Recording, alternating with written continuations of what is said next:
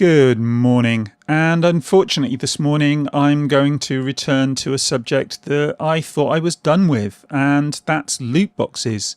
And the reason I'm returning to it is because, well, they keep rearing their ugly head.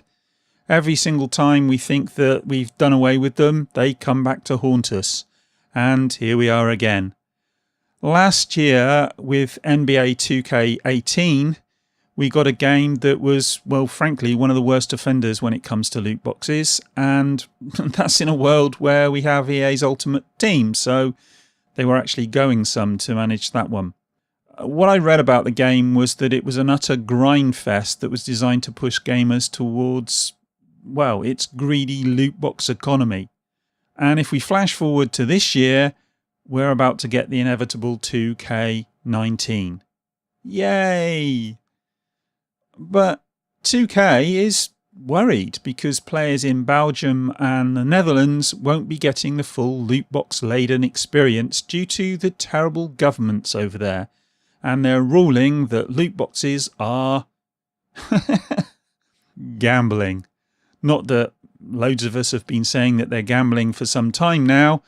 I think it's taken 2K a little while to catch up with that one. And they don't agree, it seems.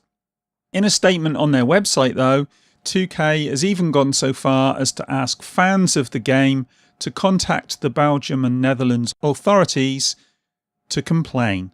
And here's what their statement says, and I'll put a link in to this statement so you can go and read it for yourself.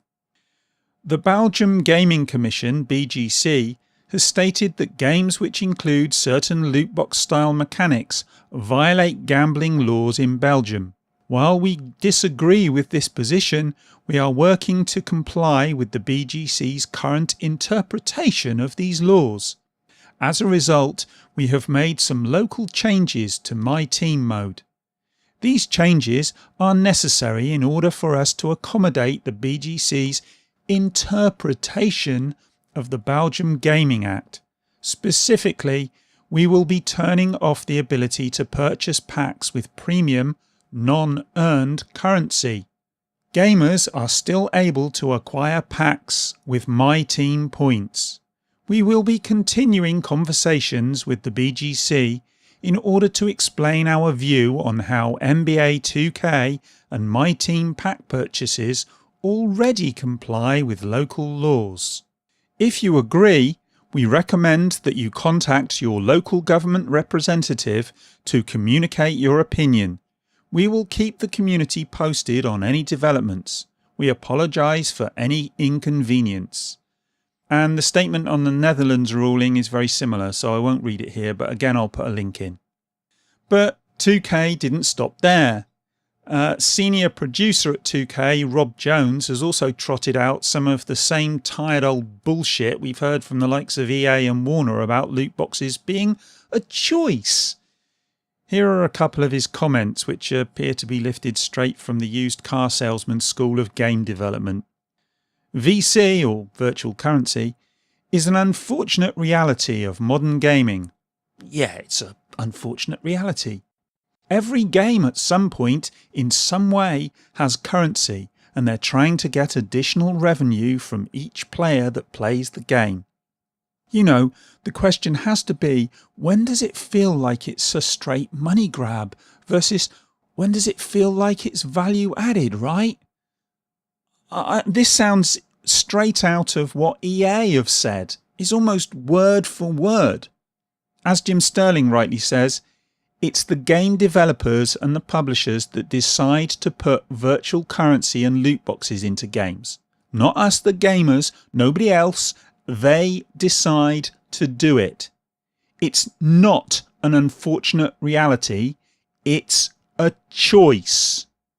And, you know, maybe that's what these guys mean when they refer to choice in games. Maybe they mean they've made the choice to fleece us. Balancing loot boxes and the grind to make it feel less manipulative, as Rob Jones is talking about here, is, yeah, you guessed it, manipulative. Dear God, do these people think we're too thick to read between the lines? But Jones continues. We know nowadays that most people don't have the patience to work their way to the top. They just want to be there right away. So, we look at it as, oh, it's an opportunity for us to allow you to skip the grind. But then if the grind is too long, like some people felt last year, they're going to sit there and they're going to go, well, the grind was too long to begin with. So what he seems to be saying here is that people don't want to play games because they're too grindy. Well, that's either because they're idiots with the attention span of a goldfish, or because you, the developers, are deliberately making the games more grindy with the express intention of funneling gamers towards loot boxes. And, I've already said it, and people like Jim Sterling have said this countless times. You make the game more grindy because that's how you get more money out of people, because they don't want to sit there doing the same thing over and over and over and over again and getting nowhere. So they splash the cash. For me, as someone who has very little time these days to play games, I have to say that the idea that I and others don't have the patience to play is horseshit. I don't buy clip notes for books because I don't have the time to read all of those books that I own. And if a book is too long and full of padding, well, I don't read it at all because it's shit and doesn't deserve my time. When a book's well written, I want to read it myself, not cut to the end or read some potted account. And that's true of games.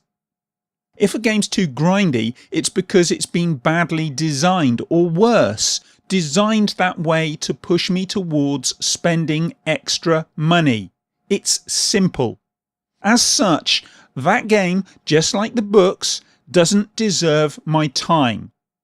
Look, I even made a video back in July last year talking about how this grindfest is killing FIFA.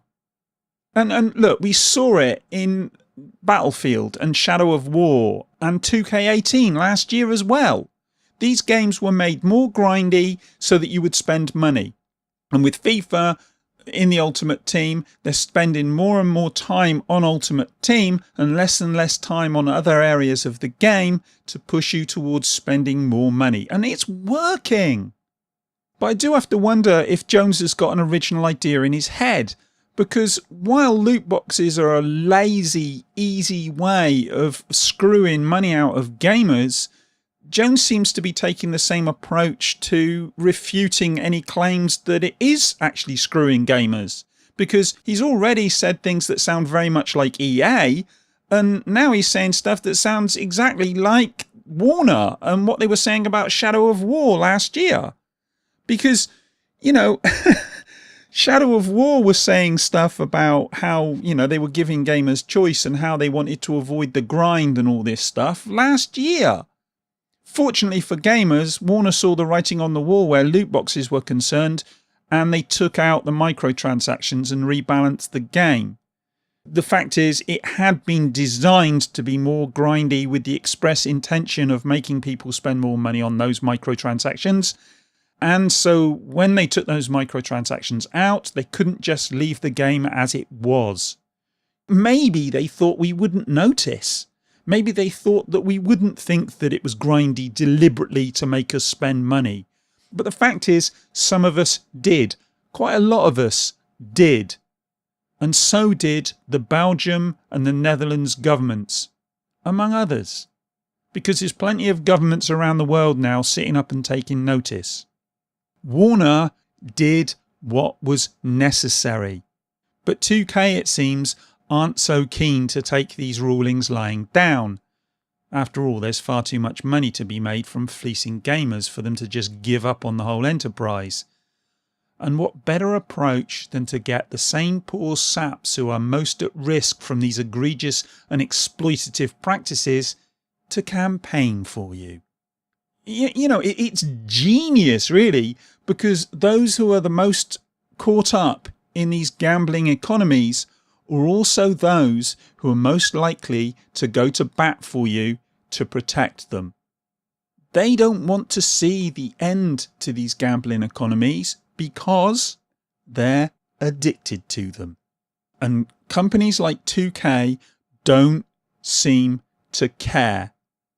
The fact is, while this is, as I say, genius, it's also bloody disgusting. And that alone is a good enough reason to steer clear of this 2-bit game. 2K are showing their true colours here. They're not interested in making good games. They're interested in getting as much money as they can from the poor saps who are addicted to these gambling economies. And what's more, they want to use them to protect those gambling economies. You know, they want to encourage these guys who are so invested in the game to go after the Belgium and Netherlands governments. But hey, you know, it's all business, right? But maybe 2K are right. Maybe they are right in a way. Maybe we should be contacting our MPs or congressmen or whatever our representatives may be. Maybe we should be making it clear that we will no longer tolerate these exploitative practices that are designed to fleece us and to take money from the vulnerable and make them addicted. Maybe.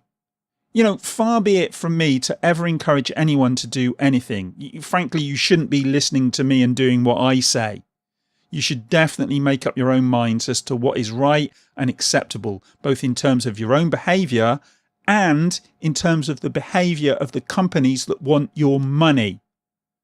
But I, for one, I'm sick of having these companies try to manipulate me for financial gain. And in trying to mobilise gamers to campaign on their behalf, 2K have gone way beyond what's acceptable.